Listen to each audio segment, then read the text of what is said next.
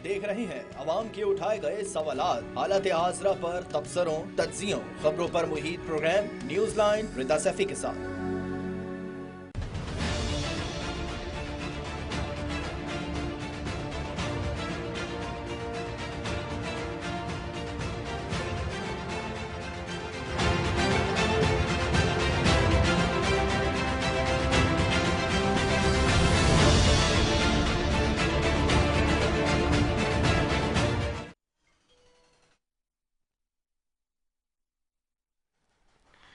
बिस्मिल्लाहिर्रहमानिर्रहीम, अस्सलाम वालेकुम। मैं हूँ रिदा सैफी। नाजरीन, तारीख में लिखा है कि पहली जंग अजीम के बाद बरतानिया के माली हालात बहुत खराब हो गए थे।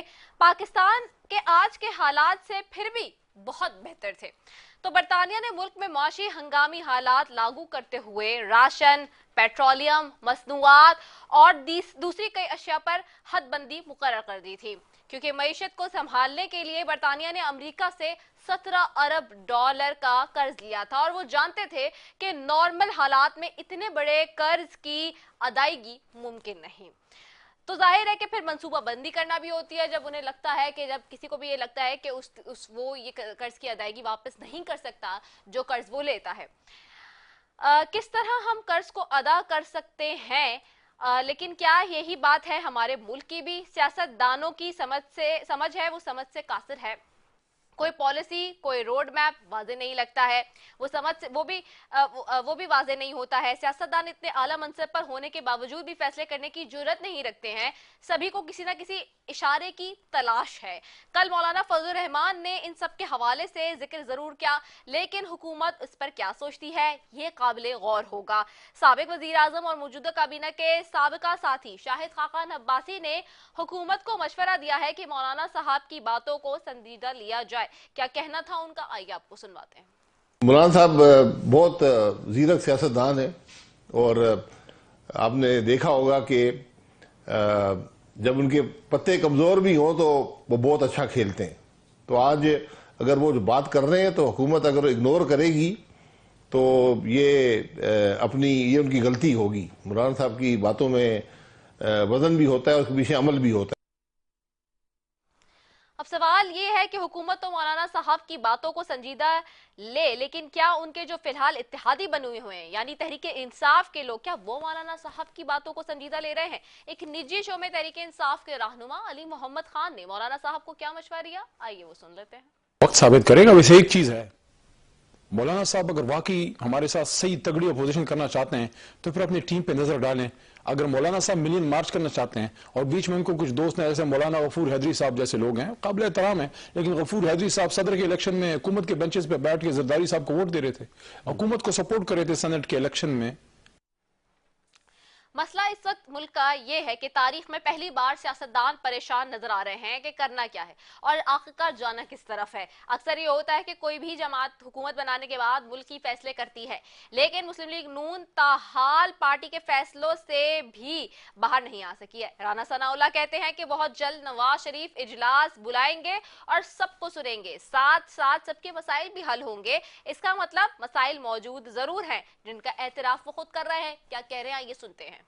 तो ये एक मौका जो है वो मियां नवाज शरीफ साहब भी देंगे, सभी को वहां पे बात करने की आज़ादी होगी। उसके बाद फिर जो भी आगे का लाहे अमल बनेगा तो पार्टी उसके मुताबिक इंशाअल्लाह ताला एक नई ताकत से जो है वो हम आगे जो है वो बढ़ेंगे। और जो हमारा गवर्नमेंट में आने का जो मकसद है कि मुल्क को इस इकोनॉमिक दलदल से, बहरान से निकालें और पार्टी को जो है वो दोबारा से जो है वो पहले जैसी पोजीशन में लेके जाएं, तो इंशाल्लाह वो लेके जाएंगे। सवाल ये कि अगर शहबाज शरीफ की शख्सियत इस कदर गैर मकबूल थी तो उनको वजीर आजम बनाने के लिए जोर लगाया ही क्यों गया और महज 2 माह में उनको बदलने की राहें हमवार क्यों होने लगी हैं? बदकिस्मती से यही हाल पाकिस्तान पीपल्स पार्टी का भी है। पीपल्स पार्टी वो पार्टी है जिसको हमेशा वक्त और हालात के मुताबिक मुनासिब सियासी फैसले करते हुए पाया गया है, लेकिन आज उनके रहनुमा भी बगैर किसी पार्टी पॉलिसी के बात कर रहे हैं, राय दे रहे हैं और अपनी राय रातों रात बदल भी रहे हैं। 26 अप्रैल की रात फैसल करीम कुंडी ने कहा कि सियासी जमातों के साथ डायलॉग होने चाहिए और हम माजी में भी ऐसा करते रहे हैं। क्या कहा उन्होंने, आइए पहले सुन लेते हैं। बात यह है कि हम एक जिम्मेवार पॉलिटिकल पार्टीज हैं। हमने बहुत सी चीज़ें अपने पॉलिटिकल हिस्ट्री में देखी हैं इसलिए हम इनसे कह रहे हैं कि जी बातचीत पॉलिटिकल पार्टीज की बातचीत होती है। आप थोड़ा सा माजी में चलिए, PMLN और पीपल्स पार्टी के दरमियान कितनी पोलराइजेशन थी। चार्टर ऑफ डेमोक्रेसी हुआ, हमारी मुस्लिम लीग काफ के साथ भी थी, उनके साथ भी हमारी बातचीत हुई, और इनके साथ भी एक ज़माने में थी जब ये चेयरमैन सेनेट बना रहे थे और deputy chairman senate people's party का था। लेकिन जिस पार्टी के साथ वो बैठकर बात करना चाह रहे हैं यानी कि तहरीके इंसाफ, रातों रात उसी पार्टी के खिलाफ उनका लहजा सख्त हो जाता है और अगले दिन वो प्रेस कॉन्फ्रेंस में कहते हैं कि तहरीके इंसाफ एक 9 मई जैसा सानिया कर सकती है। जरा उनकी प्रेस कॉन्फ्रेंस में बोले गए वो अल्फाज भी सुन लें। मैं आज दोबारा ये बात करना चाहूंगा कि आज दोबारा 9 मई करीब आ रहा है और PTI शायद एक और। तो नाजरीन, आज के प्रोग्राम में इसी पे बात करेंगे कि और जानना चाहेंगे पैनल से भी कि तमाम पार्टियां सोच क्या रही हैं, कोई खुलकर सामने क्यों नहीं आ रहे हैं, क्या कोई डर रुकावट है या फिर तमाम पार्टियां फेस सेविंग में लगी हुई हैं, और ये फेस सेविंग क्या मुल्क की माशी और मौजूदा सियासी हालात से बढ़कर है। इसी बात करेंगे। मेरे साथ मौजूद हैं सबसे पहले मीर शबीर बजरानी साहब हैं, पाकिस्तान पीपल्स पार्टी से, आपको खुशामदीद कहूंगी। MNA हैं आप। बशीर मेमन है, मुस्लिम लीग नून के सदर हैं सिंध के, आपको भी खुशामदीद कहूंगी। और मेरे साथ दाल चंद वली साहब है तहरीके इंसाफ से, आपको भी खुशामदीद कहूंगी। तीनों अज़ीज़ मेहमानों का बेहद शुक्रिया। सबसे पहले मैं शबीर बजरानी साहब आपकी तरफ ही आऊंगी।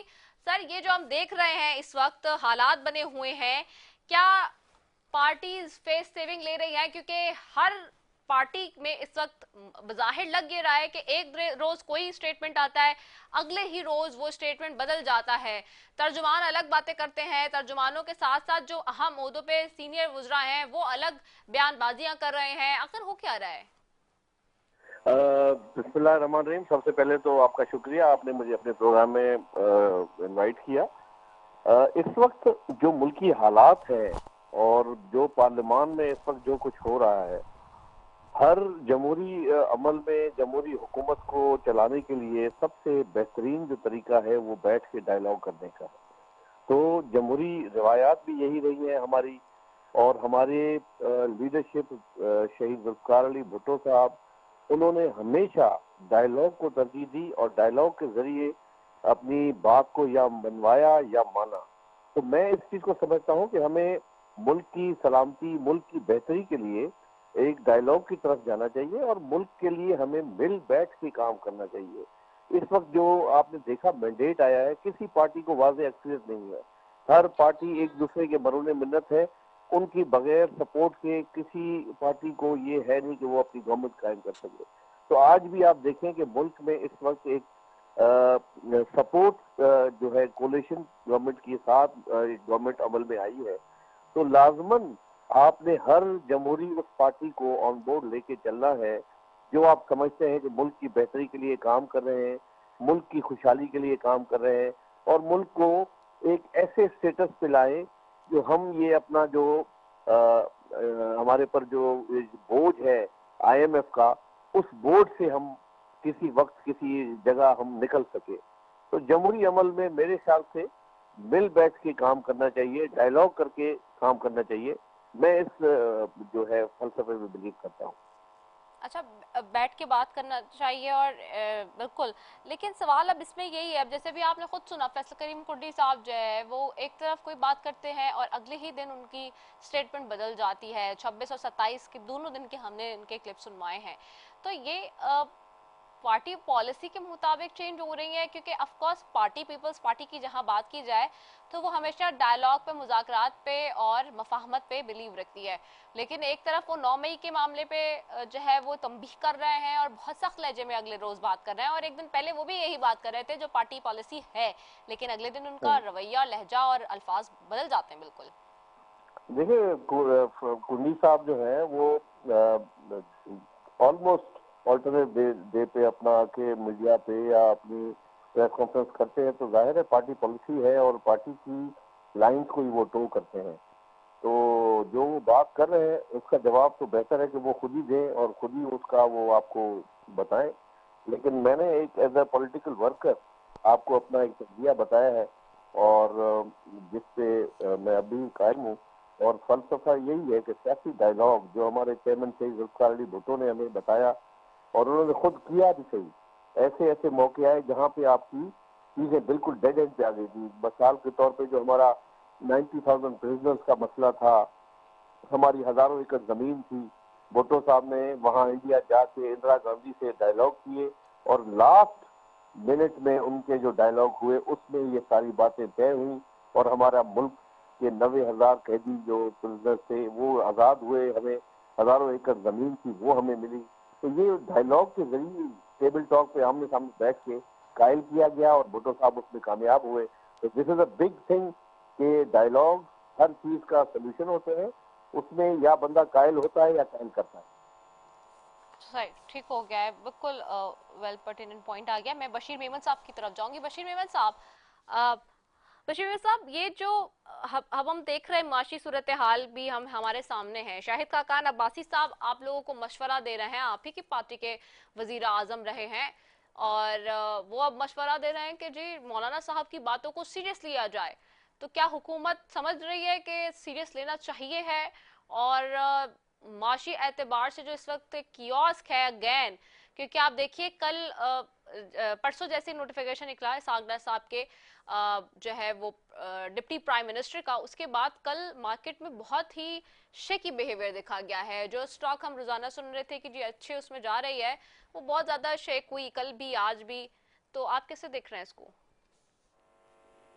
सबसे पहले तो आपकी और आपके चैनल की बड़ी मेहरबानी बेटा, आपने मुझे लाइन पे दिया और इस काबिल समझा। मैं आपको एक बात बताऊं, आपने दो चीजें, एक तो इकोनॉमी भी प्रॉब्लम है सिर्फ, जो सबसे बड़ा प्रॉब्लम है, बाकी भी है, जाहिर है थर्ड वर्ल्ड कंट्री है, उसके बहुत सारे प्रॉब्लम। हमने ये चैलेंज कबूल किया है, हमारे क़यादत ने ये चैलेंज कबूल किया है और कोalition बनाई है पाकिस्तान पीपल्स पार्टी के साथ, जिनके खिलाफ हम इलेक्शंस भी लड़े। अभी बाई इलेक्शन भी हुए पंजाब में, तो आपस में इलेक्शंस भी लड़े, लेकिन मुल्क के लिए दोनों कठिन, मुल्क के लिए दोनों कठिन, डायलॉग के लिए इकट्ठे बैठे, और मुल्क की इकोनॉमी के लिए दोनों पार्टियों ने ये सोचा कि नहीं, हमारा एजेंडा हर एक अपना अपना है, पॉलिटिकल एजेंडा हर एक अपना अपना होता है, इलेक्शंस में हम करेंगे उसके साथ, लेकिन जहाँ पर रियासत की बात आएगी वहाँ पर किसी किस्म का कोई भी कंप्रोमाइज नहीं होगा, और हर चीज को दूर रखते हुए हम एक दूसरे को सपोर्ट करेंगे और एक दूसरे को मुल्क के लिए। अब आप कह रही है रोड मैप नहीं है, कंफ्यूजन है, मैं नहीं समझता कैसी कोई कंफ्यूजन है। प्राइम मिनिस्टर साहब का ये दूसरा दौरा मेरे ख्याल में सऊदी अरेबिया का है, और उसके बाद उनके साथ कैबिनेट भी साथ है। सऊदी अरबिया का एक वफद आ चुका है, IMF के साथ भी बातें चल रही हैं, बड़ी पॉजिटिव खबरें हैं। बाकी जहाँ तक आपने बात की कि इकोनॉमी को बिल्कुल ठीक करने के लिए ही PDM की गवर्नमेंट आई थी, इकोनॉमी की ही उसी की हमने थोड़ी सी वो सजा भुगती कि महंगाई जो करके गए थे, तो वो जो भी पॉलिसी है, मैं ये किसी को वो नहीं करना चाहता, लेकिन यह कि जो रिजल्ट आए थे, किसी की नीयत में शक नहीं, लेकिन उसके रिजल्ट्स बड़े बुरे आए थे। उसके अब थोड़े से असरात बेहतर होना शुरू हो गए, आप ये देख लें, नंबर 1। नंबर 2, जहाँ तक मौलाना साहब के जीरक होने का ताल्लुक है, तजुर्बाकार सियासतदान होने का ताल्लुक है, उनके बेहतर सोचने का ताल्लुक है, उनकी इज्जत का ताल्लुक है, मौलाना साहब बिल्कुल शायद खाकर अब्बासी साहब से ही फरमा रहे, और जाहिर है मौलाना साहब के कोई चैलेंज नहीं कर सकता उनकी अकल को, उनकी सोच को। जाहिर है मेरी लीडरशिप ने जरूर कोई ना कोई लाएमल बनाया होगा, तो उनके साथ भी बात करेंगे, इसलिए कि मौलाना साहब की नीयत पे किसी को कोई शक नहीं हो सकता। 1, 2, मौलाना साहब जो समझते हैं हर चीज को, मैं बिल्कुल उनके जहानत का, उनके जीरक होने का, उनके विजन का मैं बिल्कुल मुतरिफ हूँ। मैं समझता हूँ शायद उनसे भी बात हो रही हो या हुई हो या होगी, ठीक है। अब आ जाए दूसरा। मैं चूंकि अभी ट्रैवल कर रहा हूँ तो मैं शायद फोन कट सकता है। मैं ये कह रहा हूँ मैं उस एरिया में जा रहा हूँ जहाँ पे फोन के सिग्नल्स खत्म हो जाएंगे। बाकी जहाँ तक ताल्लुक है, बिल्कुल पॉलिटिकल प्रोसेस में बात की जाती है, लेकिन जब क्राइसिस इकोनॉमी का इस हद तक हो तो बिल्कुल कुर्बानी देनी पड़ती है। सबसे पहले हुक्मरान तबके को, सबसे पहले जो जो जो हुक्मरान है, हमने क्या कुर्बानी दी, पीपल्स पार्टी ने क्या कुर्बानी दी। हमने सियासत, अनपॉपुलरिटी, महंगाई जो भी थी वो अपने गले में ले और मुल्क को ठीक करने की मौलाना कोशिश। साहब की भी आप जो बात करें, मौलाना साहब तो वैसे भी सड़कों पर आने की तैयारी कर रहे हैं। पीटीआई के लिए भी कल वो बहुत वाज़ेह अंदाज में कह चुके हैं फ्लोर पे कि आपको सियासी जलसों की इजाजत देनी चाहिए सियासी जमातों को। मैंने चूंकि मौलाना साहब का बयान सुना नहीं है, मैंने सुना नहीं है। आपने बिल्कुल मैं आपको बता रही हूँ, सारे टीवी चैनल्स की हेडलाइन था कल ये। मैं आपको करूँ, मैं था जी बशीर मेमन साहब, मैं टीवी से दूर था। मैं थोड़ी सी बात भी सुन रही, नहीं कोई फोन नहीं कट जाएगा। जी जी। और सिग्नल्स आप थोड़ा लाउड भी बोले, मैं आपकी आवाज बहुत कम आ रही है। हमने अपनी तो फुल आवाज बढ़ाई हुई है यहाँ से। जी मैं तभी तो कह रहा हूँ कि सिग्नल्स नहीं है जी जी और बहुत शोर है जी। तो अभी मैं ट्रैवल कर रहा हूँ। मैं आपको यही कह रहा था कि मैंने कब कहा कि बिल्कुल हर एक से डायलॉग हो सकता है, हर एक से डायलॉग हो सकता है। ये तो नेशनल इंटरेस्ट की चीज है।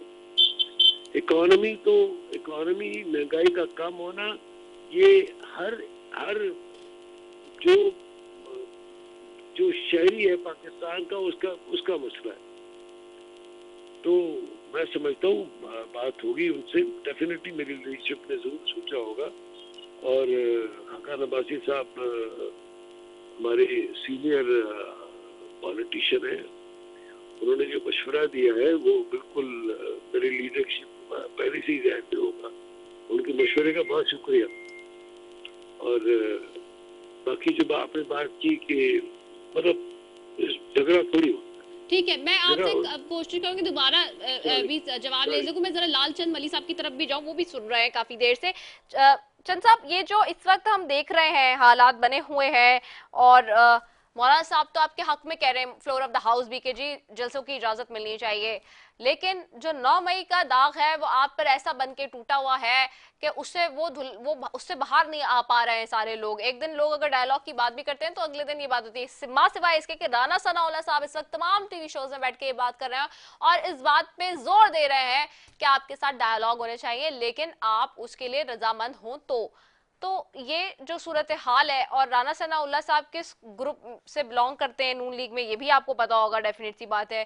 तो ये जो इस वक्त सारी सिचुएशन है और जो ये एक बात चल निकली है कि जी डायलॉग होने चाहिए हैं, लेकिन आप लोग की जिद है कि नहीं जी डायलॉग तो फला जगह पे होंगे, यहाँ नहीं होंगे, तो ये आखिरकार कब टूटेगा? ये कहते हैं ना कि ये जो सारा एक कियोस्क हो चुका है और एक जिद आना बहस आपस में लोगों की सबकी हो चुकी है, ये कुफ्र कब टूटेगा और कब आप लोग जो है इसके लिए समझेंगे कि जी अब हम रेडी हैं डायलॉग करने के लिए, टेबल पे बैठने के लिए और चीजों को आगे लेके चलने के लिए? देखिए, बहुत शुक्रिया आपका। ये जो सबसे पहले तो पीपल्स पार्टी की और नवाज शरीफ की मेहरबानी कि वो बातचीत के लिए वो कह रहे हैं कि हम रजामंद हैं, क्योंकि माजी में तो वो कहते रहे हैं कि इमरान खान दहशतगर्द है, इमरान खान ने इदारों पे हमले किए, इमरान खान ने 9 मई का वाक़या किया, तबाही कर दी, बर्बादी कर दी। लेकिन जैसे ही इलेक्शन हुए तो सबसे पहले पीपल्स पार्टी ने कहा कि हम इमरान खान के साथ हुकूमत बनाने के लिए तैयार हैं, और आज राना सनाउल्लाह साहब कह रहे हैं कि हम बातचीत करने के लिए तैयार हैं। अगर हम ये बात करते तो ये कहते कि ये यू टर्न कर रहे हैं और इनको तो हर चीज का इख्तियार है, इनको तो किसी चीज से इनकार है नहीं। जहां तक पाकिस्तान तहरीक इंसाफ का मौक़िफ़ है वो ये है कि वो हमेशा बातचीत के लिए तैयार रही है। उसके लिए एक एनेबलिंग इन्वायरमेंट होना चाहिए और जिनसे बातचीत हो उनको बातचीत करने का इख्तियार होना चाहिए। पाकिस्तान के कई पार्टी, कई जो है हमारे वर्कर, इमरान खान, शाह महमूद कुरैशी और हमारी लीडरशिप जेलों में है, और वो सारे उनपे मन घड़त और फेक केसेस हैं, और एक केस खत्म होता है तो दूसरा बनाया जाता है और बार बार केसेस को डिले किया जाता है ताकि उनको आज़ादी ना मिले। और जो ये मौजूदा पार्लियामेंट है, ये मौलाना फजल रहमान ने भी इसी पार्लियामेंट में खड़े होकर कहा कि यहाँ पे बैठे हुए लोगों का जमीन मुतमिन नहीं है, क्योंकि ये फॉर्म 47 की पैदावार है और ये जीते हुए नहीं है, और एक माइनॉरिटी पार्टी को हुकूमत बनाने की इजाजत दे दी गई। तो लिहाजा ये पार्लियामेंट जो है वो इलेजिटिमेट है, ये हुकूमत इलेजिटिमेट है। उसके लिए जो पाकिस्तान तहरीक इंसाफ ने जो मैंडेट हासिल किया है वो उनका मैंडेट उनको वापस किया जाए। अगर ये जरूरी चीजें होती हैं तो पाकिस्तान तहरीक इंसाफ को बातचीत करने में कोई कबात नहीं है और बातचीत होना चाहिए। जहां तक ये बार बार इकोनॉमी की बात करते हैं तो अब तो पूरी दुनिया जान चुकी है कि ये हुकूमत इकोनॉमी को बेहतर करने के मामले में सीरियस नहीं है। शहबाज शरीफ कहते हैं कि ये मैं जो चाय का कप पी रहा हूँ ये भी कर्जे के पैसों से लिया गया है, लेकिन वो बिल्कुल नहीं कतराते जब वो कहते हैं कि भी मेरे जो मुलाजमीन हैं मेरे महल के, उनको 4 बोनस दे दिए जाए। इलेक्शन मैनेजमेंट सेल जो मुकम्मल नाकाम हुआ पाकिस्तान में इलेक्शन के रिजल्ट टाइम में देने में, उनको भी बोनसेस दिए जा रहे हैं। और आपने देखा जो गंदम का स्कैंडल आया है कि ये 85 अरब रुपए किसकी जेब में गए हैं वो देखने की जरूरत है। हम IMF के पैरों में गिरे हुए हैं एक एक पैसे के लिए, और $1 बिलियन की गंदम जिसकी हमें जरूरत नहीं थी, हमारे पास बम्पर क्रॉप थे, उसके लिए ये गए हैं। उन्होंने यूक्रेन से गंदम खरीद ली है। लिहाजा ये बिल्कुल जो है इकोनॉमी को बेहतर करने के प्रोग्राम पे नहीं है, ये उन करप्ट लोगों को बचाना चाहते हैं। और आपने देखा जिन किसानों ने गंदम की बात की थी तो उनको जेलों में डाल दिया गया है। ना सिंध में गंदम खरीदी जा रही है किसानों से, ना पंजाब में किसानों से खरीदी जा रही है। आम आदमी परेशान है, महंगाई की वजह से परेशान है। इस जो आपका पाकिस्तान का आइन है इंसानी हकूक फैक्टो तौर पे जो है मुअत्तल हो चुका है, और पाकिस्तान तहरीक इंसाफ ने 6 पॉलिटिकल पार्टी से मिलकर आइन की बहाली की तहरीक चलाई हुई है। और जो मौलाना फजल रहमान ने कहा है वो इंतहाई सीरियस इल्जाम है, और उन्होंने असेंबली के फ्लोर पर खड़े होकर कहा है कि ये पहली दफा हुआ है कि सिंध बलूचिस्तान समेत मुख्तलिफ सूबों में इस दफा इलेक्शन को बेचा गया है। असेंबलियां बेची गई हैं, पहले तो धांधलियां होती थी, अब हमने तरक्की कर ली है और अब असेंबलीज जो है वो सेल आउट हो रही है। वो अगर रोडों पे निकलेंगे पाकिस्तान तहरीक इंसाफ यकीनी तौर पर उनसे बात करेगी, मौलाना फजल रहमान साहब से भी, क्योंकि उनका मौकफ वही है जो इमरान खान का पाकिस्तान तहरीक इंसाफ का धांधली के बारे में मौकफ है, और आइन की बहाली के लिए जो मौकफ है तो उनके साथ मिलकर तहरीक आगे बढ़ाई जा सकती है। पाकिस्तान तहरीक इंसाफ गुज़श्ता 1 साल से रोडों पे है, वो तहरीक चला रही है, और आप देख रहे हैं कि जिस तरह से जो उनके साथ किया गया है और पंजाब में जारी है। मौलाना फजल रहमान ने ये भी कहा कि अगर पाकिस्तान तहरीक इंसाफ कराची में जलसा करना चाहती है तो उनको इजाजत क्यों नहीं दी जा रही। ये उनका आईनी हक है, ये हर पाकिस्तानी का आईनी हक है कि वो असेंबली करे, वो गैदरिंग करे, वो लोगों को जमा करे, अपनी राय रखे। पुरअमन तौर पर वो इकट्ठे हो सकते हैं, जलसे हो सकते हैं, लेकिन पाकिस्तान तहरीक इंसाफ पर ये गैर एलानिया पाबंदी जारी है। तो ये हादसे के दिखाने के दांत है। ये जो बातचीत की बात करते हैं, ये जो को कहते हैं कि हर जो मसला जो बातचीत के जरिए हल किया जा सकता है, तो उसके लिए एक अवेलेबिलिटी भी होती है जो इस मुल्क में मौजूद नहीं है। ठीक हो गया है। मैंने एक ब्रेक पे भी जाना है, आप तीनों से गुफ्तगू का सिलसिला यहाँ जारी रहेगा, लेकिन I have to take a short commercial break. Will be right back after it, stay tuned.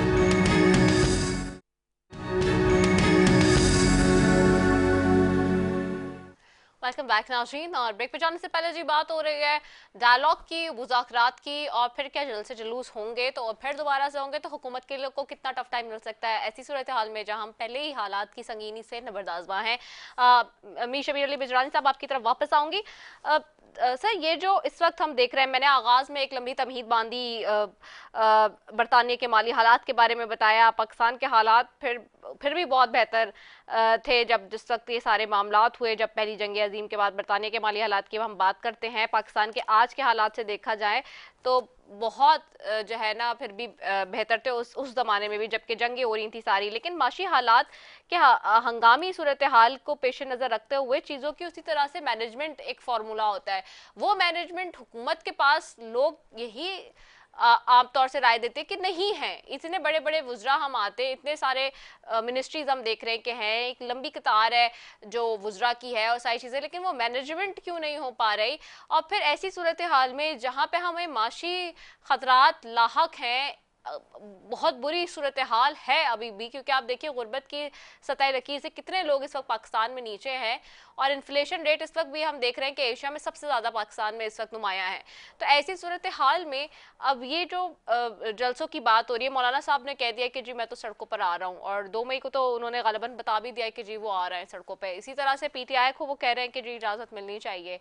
तो हम कैसे डायलॉग की ओपनिंग को या उसको स्टार्ट उसकी कैसे कमेंट्स कर सकते हैं कि एक टेबल पे लोग बैठे और कौन बीच में जो है वो गारंटर बनेगा, निगोशिएटर बनेगा। बात तो सब कर रहे हैं, लेकिन सिर्फ बात कर देने से या कह देने से हालात बेहतर हो जाएंगे?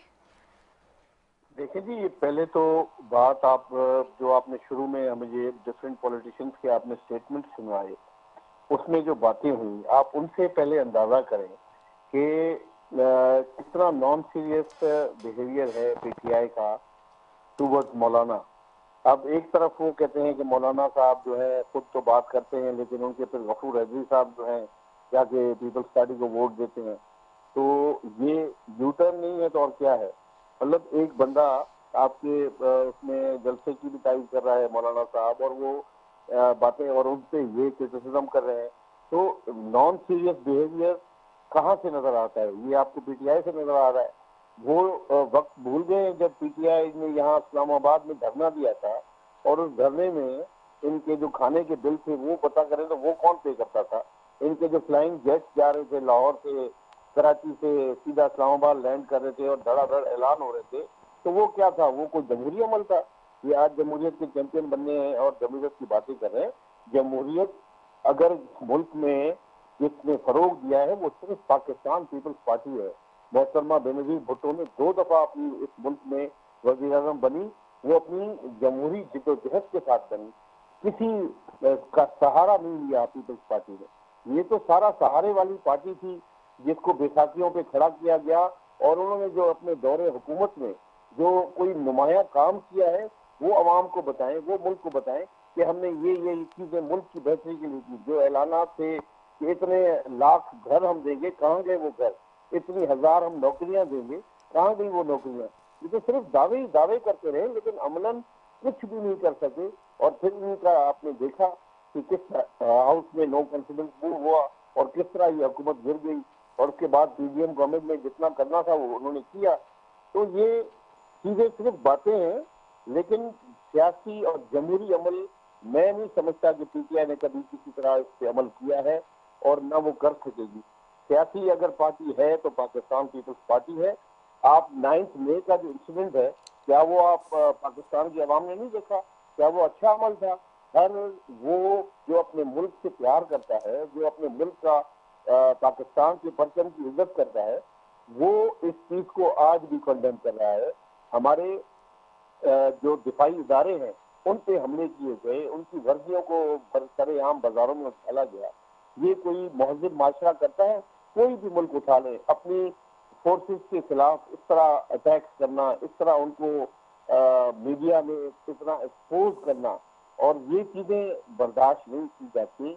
आपने अपनी इंस्टीट्यूशंस को, अपनी एस्टैब्लिशमेंट को साथ लेके चलना होता है। वो आपकी मुल्क की दिफा के जामिन है, और उनको ही अगर हम सियासतदान इस तरह करके और इन हरकतों में घुसेंगे तो जाहिर है उसका फिर रिप्रिकॉशन भी आएगा, उसके रिएक्शंस भी आएंगे। तो इन सब चीजों को हमें देखना चाहिए। हमें इस वक्त जो मौलाना साहब ने बात की है, हम उसकी बात से बिल्कुल, उनकी बात को हम बड़ी इज्जत की निगाह से देखते हैं। वो पार्लियामेंट में आए, पार्लियामेंट में आके उन्होंने एक अच्छी बात की है। एक डायलॉग करें, बातें करें, बात करके आप किसी नतीजे पे पहुंचे, तो ये उनकी बात बिल्कुल अच्छी है। हम चाहते हैं कि इस तरह की जो लीडर्स हैं हमारे मुल्क के, जिन्होंने इस मुल्क में खिदमात की हैं, कुर्बानियां दी हैं, मौलाना साहब उन लीडर्स में शामिल हैं। और हमेशा हमारे प्रेसिडेंट आसिफ अली जरदारी ने, उन्होंने भी डायलॉग को तरजीह दी है और मौलाना साहब से कई जो है गवर्नमेंट्स में उनसे डायलॉग भी किया है, उनसे मुलाकातें भी की है, उनकी बात को सुना भी है, कभी अपनी बात उनको बनवाई है, कभी उनकी बात मानी है। तो ये एक डेमोक्रेटिक बिहेवियर होता है और ये जमहूरी अमल का एक हिस्सा है। लेकिन आप इस तरह स्टेट के खिलाफ खड़े होकर और आप इस तरह के अगर काम करेंगे तो ये चीज तो मैं समझता हूँ कि जो भी जमहूरी और मुल्क से प्यार करने वाली पार्टी है वो कभी इस अमल का हिस्सा न बनेगी, न कभी इसी पार्टी के साथ बैठ के डायलॉग करेगी। एक सवाल ये भी है ना कि क्या सियासतदानों पे अब एतमाद नहीं है, जो एक दूसरे के साथ डायलॉग के लिए बैठने के लिए राजी नहीं है, मुज़ाकरात के लिए अग्री नहीं है? उसकी वजह ये है कि एक ट्रस्ट डेफिसिट है क्या आपस में, सियासतदानों का ही सियासतदानों से ट्रस्ट डेफिसिट है, इसकी वजह से सब कह रहे हैं कि हम मतलब निगाहें किसी और तरफ हैं सबकी? नहीं दादा, देखिए मैं आपको एक बात बताऊं, ट्रस्ट डेफिसिट की बात नहीं है, अथॉरिटी की बात है। जो पार्टी जिस भी लीडर को ऑथराइज करके भेजती है डायलॉग के लिए, वो अपने उस डायलॉग में उनको फुल अथॉरिटी देके भेजती है और वो फिर जो फैसला करके आते हैं वहां बैठ के उनको वो उस बात पे अमल करवा के और उनसे डायलॉग फाइनल करके और उससे फिर वो अमल करने की बात करके वहां भेजते हैं। तो डायलॉग किससे किया जाए? जो बंदा आए, जिसके साथ बंदा बैठे, जिसके साथ बात करे, या कायल हो या कायल हो जाए। तो ये तो हम देख ही नहीं रहे ना, non serious behaviour, non serious जो है अमल हुआ जा रहा है। ठीक है। इस वक्त सिर्फ बातें की जा रही है ना, पार्लियामेंट में भी मौलाना साहब ने आके सिर्फ एक बात की है, लेकिन अमलन क्या हुआ है? कुछ भी नहीं हुआ है। तो इन चीजों को अमल करने की जरूरत है। इस तरह बातें करने से कुछ भी हल नहीं होगा। जिस तरह फिर ये चल रहा है मामला, फिर ये ऐसे ही चलता रहेगा। ठीक है, मैं लालचंद मलिक साहब आपकी तरफ आऊंगी। साहब, ये नॉन सीरियस एटीट्यूड कहा जाता है पीटीआई का कि है, मुज़ाकरात कैसे करें? आप लोग भी सियासतदानों पर एतबार नहीं कर रहे हैं। डायरेक्ट शहरियार आफरीदी साहब कहते हैं कि DGI से या आर्मी चीफ से जो है वो मुज़ाकरात होंगे। तो फिर अगर वही मुज़ाकरातों ने सियासतदानों से मुज़ाकरात नहीं हो रहे तो फिर ये डेमोक्रेसी, ये सिस्टम, ये सारा जमहूरी अमल, ये प्रोसेस, इस पे सवाल उठ जाता है आप लोगों की तरफ से। रिता, देखिए अभी फिर शबीर बजाड़ी साहब ने फिर वही बातें दोहराई जो ये माजी में दोहराते रहे हैं। जिस इदारे की ये बात कर रहे हैं, नवाज लीग भी करती रही है और पीपल्स पार्टी भी, उस इदारे ने शायद इतनी ज्यादा बात ना की जितनी इन्होंने जिम्मेवारी ली हुई है उस इदारे की नुमाइंदगी की, क्योंकि आज उनके इदारे की B और C टीम बने हुए हैं। तो देखिए, अगर इतनी ही बुरी थी, अगर पीटीआई ने इतना ही बड़ा जुल्म किया हुआ था, तो मेरा सवाल ये है, जो पीपल्स पार्टी ने सरेआम मीडिया पे आके कहा है कि हमने इमरान खान को कहा कि हमारे साथ बैठकर गवर्नमेंट बना लें, लेकिन इमरान खान राजी नहीं हुए। जब इतनी बुरी थी पाकिस्तान तहरीक इंसाफ, तो उनके साथ आपको हुकूमत बनाने की क्या जरूरत थी? पाकिस्तान तहरीक इंसाफ तो वही है, हमारे चेयरमैन भी वही है, फैसले भी आखिरी उनके ही होते हैं। अब तो बातचीत के हवाले से जो एस्टेब्लिशमेंट का जिक्र आता है, चाहे वो शहरियार आफरीदी का ही आप बयान ले लें, बात यह है इस मुल्क में दो कुव्वतें हैं। एक है पाकिस्तान की आवाम जिसको रिप्रेजेंट कर रही है पाकिस्तान तहरीक इंसाफ, और दूसरी है एस्टेब्लिशमेंट, वो उसके साथ उनकी B और C टीम नवाज लीग और पीपल्स पार्टी बनी हुई है।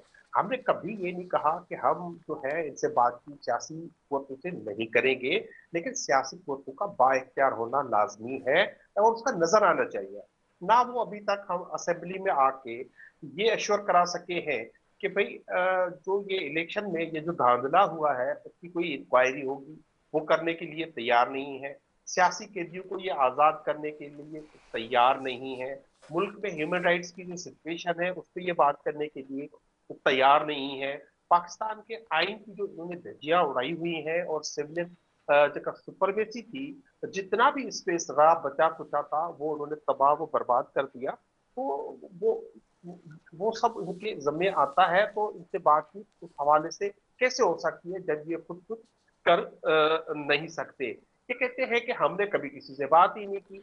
आपको याद होगा जब चार्टर ऑफ डेमोक्रेसी साइन हो रहा था, तो दुबई में मुशर्रफ से पीपल्स पार्टी बात कर रही थी, और फिर ये एनआरओ लेके पाकिस्तान आई, ये किससे छुपा रहे हैं? तो क्या अभी जरदारी साहब चारों सूबों में एक्सेप्ट ले आए हैं? एक सूबे की बुनियाद पे वो जो बने हुए हैं मुल्क के सदर, तो क्या वो कैसे बने हैं? वो उन गैर जमहूरी कुव्वतों के कंधों पे चढ़ के वो वहां पे पहुंचे ठीक हुए है, हैं। गैर जमहूरी ये तो एक कुव्वतों बात के है। दूसरी कंधों पे बात- चढ़कर आए हैं। असलम गौरी साहब की तरफ भी जाऊंगी, JUI से मेरे साथ मौजूद है। असलम गौरी साहब, आपको आवाज आ रही है मेरी? जी आ रही है आपकी असलम आवाज। गौरी साहब, कल पहली दबंग खिताब किया मौलाना फजल रहमान साहब ने नई असेंबली से। सवाल मेरा ये है कि जो बातें उन्होंने वहां फ्लोर ऑफ द हाउस कही हैं, जिसमें उन्होंने जलसे का भी ऐलान किया है, जिसमें उन्होंने जो है वो PTI के जलसों की भी हिमायत की है कि होनी चाहिए, तो क्या अब सड़कों पर बात होगी? देखिए, हमने ये अवामी असेंबली के नाम से हमारे प्रोग्राम हो रहे हैं, और हमारे वो वोटर्स जिन्होंने हमें वोट दिया है, जो हमारे हमदर्द हैं, वो सब के सब उस जलसे में आ रहे हैं और आके ये आपको बताएंगे कि हमने वोट JUI को दिया है और हमारा वोट चोरी हुआ है। जो इस वक्त असेंबलियों में लोग इन हलकों में बैठे हुए हैं वो हमारे नुमाइंदा नहीं है। तो ये एक हमने तहरीक शुरू की है। इसका 20 अप्रैल को पहला प्रोग्राम पेशावर में पशीन में हुआ, और दूसरा प्रोग्राम अभी 2 मई को यहाँ कराची मज़ार कायद पे होने जा रहा है, और तीसरा प्रोग्राम हमारा इसी सिलसिले का अवामी असेंबली वो इंशाल्लाह 9 को पेशावर में होगी, और फिर इसके बाद अगला हम प्रोग्राम लाहे अमल देंगे। तो फिलहाल हमारी जमात ने ये काम शुरू कर दिया, अवामी असेंबलियां बुला रहे हैं। जी, PTI के साथ हो गए हैं आपके मुज़ाकरात, वो साथ दे रहे हैं आपका? देखिए, अभी तक एक पॉइंट पे हम दोनों के दरमियान में बातचीत हुई है, वो ये है कि ये इलेक्शन दुरुस्त नहीं हुए, धांधली ज़्यादा है। ठीक। ये और ये जो बैठे हैं असेंबलियों में लोग जो हमारे अवामी नुमाइंदे नहीं कहलाते। इस एक पॉइंट पे PTI और हमारे दरमियान इत्तेफाक है।